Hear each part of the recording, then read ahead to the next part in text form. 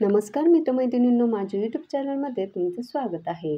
हरतालिकेच्या पूजेत सर्व स्त्रियांना पडणारा प्रश्न म्हणजे ही पूजा योग्य पद्धतीने करण्यासाठी नेमकं कोणतं साहित्य लागणार आहे, कुठल्या वस्तूंची कमतरता राहू नये याची खबरदारी कशी घ्यावी. चला तर मग आज आपण जाणून घेऊया हरतालिका पूजेसाठी लागणारं खास साहित्य आणि त्यामागचं महत्त्व, ज्यामुळे तुमची पूजा पूर्ण होईल आणि फलदायी सुद्धा ठरेल. हरतालिकेचं व्रत हे फक्त उपवास किंवा पूजा नसून स्त्रियांच्या आयुष्यातील एक महत्त्वाचा आध्यात्मिक आणि सांस्कृतिक सोहळा आहे. या दिवशी केवळ देवीचं पूजनच केलं जात नाही, तर आयुष्यभरासाठी सौभाग्य, पतीचं दीर्घायुष्य आणि कुटुंबाच्या सुख समृद्धीची प्रार्थना केली जाते. शिवाय हरतालिकेचं व्रत हे फार महत्त्वपूर्ण मानलं जातं. देवी पार्वतीसाठी हे व्रत केलं जातं. हरतालिका व्रताची कथा पुराणांमध्ये आढळते. असं म्हणतात की देवी पार्वतीनं भगवान शिव यांना पती म्हणून मिळवण्यासाठी हे व्रत केलं होतं.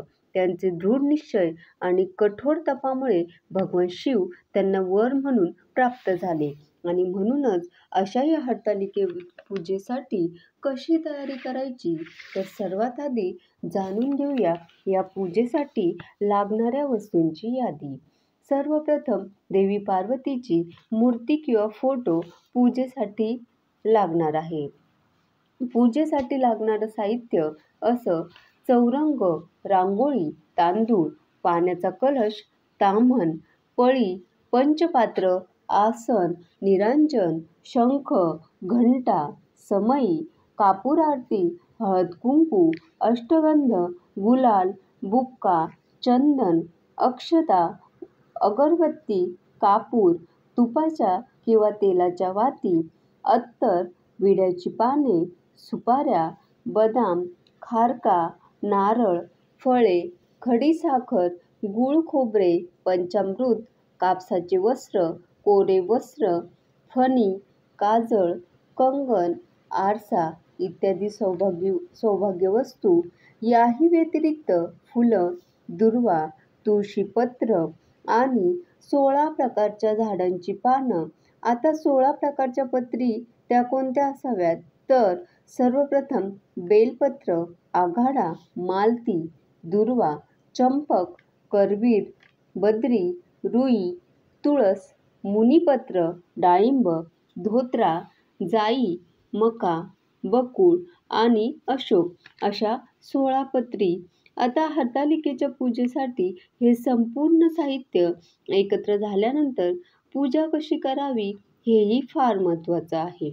पूजेसाठी सर्वप्रथम देवीची स्थापना करा. नंतर देवीला वस्त्र, हार, कुंकू लावून सजवावं. संकल्प करून विधी सुरू करावा. सर्वप्रथम स्वतःला हळद कुंकू लावून देवासमोर विडे ठेवावे. अक्षदा, हळद कुंकू लावून मनोभावे नमस्कार करावा. घरातील वडीलधाऱ्या मंडळींना नमस्कार करून नंतर पूजा आरंभ करावी. पूजा करण्यापूर्वी दिव्यांची पूजा करावी. सर्वप्रथम श्री गणेशाची आणि नंतर महादेव आणि नंतर सखी पार्वतीची षोडोपचारे पूजा करावी. देवीची पंचोपचार पूजा करावी, म्हणजेच देवीला पंचामृत स्नान, फुलं, धूप, दीप, नैवेद्य अर्पण करावं आणि मनोभावे पूजा करून हरतालिका व्रताची कथा ऐकावी. या व्रताची खास गोष्ट म्हणजे हे व्रत अविवाहित मुली आणि विवाहित स्त्रियांनी अखंड सौभाग्य, उत्तम आरोग्य आणि पतीचं दीर्घायुष्य मिळवण्यासाठी करायचं आहे. या व्रतात पाण्याचा त्याग करून संपूर्ण रात्र जागरण केलं जातं. पूजेसाठी समाप्ती केल्यानंतर देवीला प्रसाद अर्पण करून पूजा संपवली जाते. मग हा प्रसाद सर्व भक्तांमध्ये वाटला जातो.